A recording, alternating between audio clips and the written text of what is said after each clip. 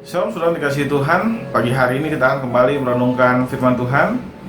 Dan renungan kita pada pagi hari ini, kita masih melanjutkan renungan kita dari Matius pasal 5 tentang ucapan bahagia. Dan sekarang kita sudah memasuki ayat yang ke-8. Nah, saya akan membacakan bagian ayat ini bagi saudara. Demikian firman Tuhan. Berbahagialah orang yang suci hatinya, karena mereka akan melihat Allah. Saudara dikasihi Tuhan, kata suci hatinya di sini dikatakan bahwa berbahagialah orang yang suci hatinya. Kata suci di sini bicara tentang keseluruhan total dari ciri-ciri karakter Kristen. Di dalam ayat-ayat sebelumnya kita sudah berbicara tentang bagaimana kita menjaga hati kita. Kita harus berbahagia dan ketika kita merasa miskin di hadapan Allah, kita harus berbahagia ketika kita berduka cita, karena kita akan dihibur. Kita akan berbahagia ketika kita memiliki lemah lembutan.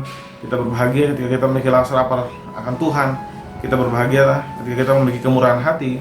Nah, itu adalah ciri-ciri daripada karakter Kristen atau hati atau batin orang Kristen. Dan ketika kita mempraktekkan keseluruhan bagian-bagian itu secara serius, maka yang dihasilkan adalah kita memiliki kesucian hati. Saya ambil contoh misalnya kemarin kita sudah membahas tentang kemurahan hati. Orang yang bermurah hati adalah orang yang melakukan kebaikan bagi banyak orang. Tapi itu bukan hanya berguna bagi orang lain, tapi juga berguna bagi dirinya sendiri. Ketika kita hidup dalam kemurahan hati, maka kita membentengi hati kita dari keserakaan. Kita membentengi batin kita dari ketamakan, dari cinta akan diri sendiri secara berlebihan tentu saja. Nah saudara, ketika kita mempraktekkan seluruh ucapan bahagia di dalam ayat-ayat sebelumnya, maka hasil yang kita dapatkan adalah kita akan memiliki kesucian hati. Dan menariknya Alkitab berkata bahwa orang yang memiliki kesucian hati, dia akan melihat Allah. Melihat Allah di sini memiliki dua makna. Yang pertama, melihat Allah di surga. Hanya orang yang memiliki kesucian hati yang mampu menemukan bertemu dengan Allah di surga. Tentu ada yang berkata, bukankah kita sudah disucikan oleh darah Kristus? Betul. Darah Kristus sudah menyucikan kita secara hukum. Kita sudah tidak lagi berdosa. Tapi karakter-karakter dosa manusia-manusia daging itu masih melekat dalam hati kita, dalam batin kita. Dan karena itu Alkitab seringkali berkata kepada kita untuk kita melatih tubuh kita. Kita melatih diri kita harus meninggalkan manusia daging kita dan hidup dengan manusia roh.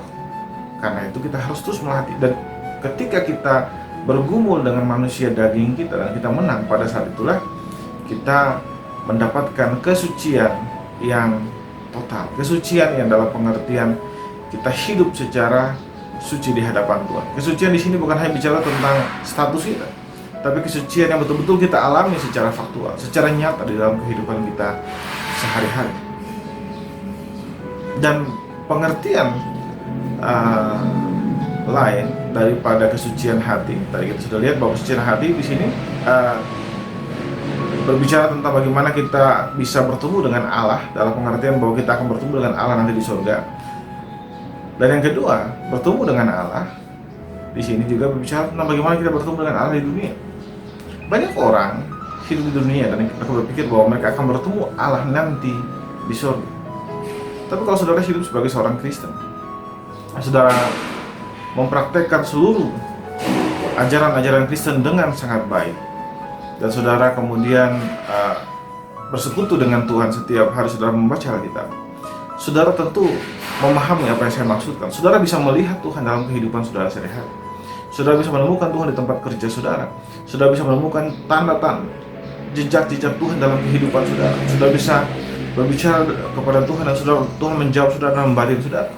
Dan kondisi-kondisi seperti itu hanya dimiliki, hanya dialami oleh orang yang menjaga hatinya, orang yang mempraktikkan firman Tuhan dengan benar.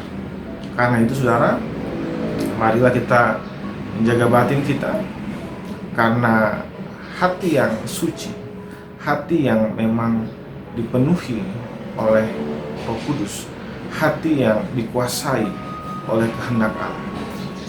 adalah hati yang mampu untuk melihat Tuhan. Karena itu saudara, penting bagi kita untuk bisa melihat Tuhan dengan cara kita menjaga hati kita. Tanpa melihat Tuhan, kehidupan kita akan diarahkan kepada hal-hal yang membuat kita bisa tersesat di dunia ini. Karena itu saudara, mari kita kembangkan hati kita menjaga hati kita, menjaga kesucian kehidupan kita dengan cara mempraktikkan firman Tuhan, mempelajarinya dengan serius, supaya kita bisa hidup bersama Tuhan, bukan saja di surga nanti, tapi di dunia ini juga kita mengalami hal yang sama. Mari saudara, kita tundukkan kepala, kita berdoa. Ya Bapa kami bersyukur buat seluruh apa yang Engkau berikan kepada kami Tuhan. Terima kasih buat firman Tuhan sudah mengajarkan kami bahwa kami harus hidup dalam kesucian, sehingga kami boleh merasakan kasih-Mu, kami boleh melihat Engkau di dalam kehidupan kami, bukan saja nanti, tapi kehidupan kami sekarang ini Tuhan. Terima kasih Bapa. Kami menyerahkan kehidupan kami seluruhnya ke dalam tangan-Mu Tuhan. Biarlah Engkau beracara penuh dalam kehidupan kami, dan semua kami kerjakan hari ini biar mempermuliakan nama-Mu saja. Dalam nama Yesus kami berdoa kepada Bapa Surgawi. Haleluya. Amin. Amin. Bapak Ibu sudah dikasihi Tuhan, selamat pagi, selamat beraktivitas, dan Tuhan Yesus memberkati saudara sekalian.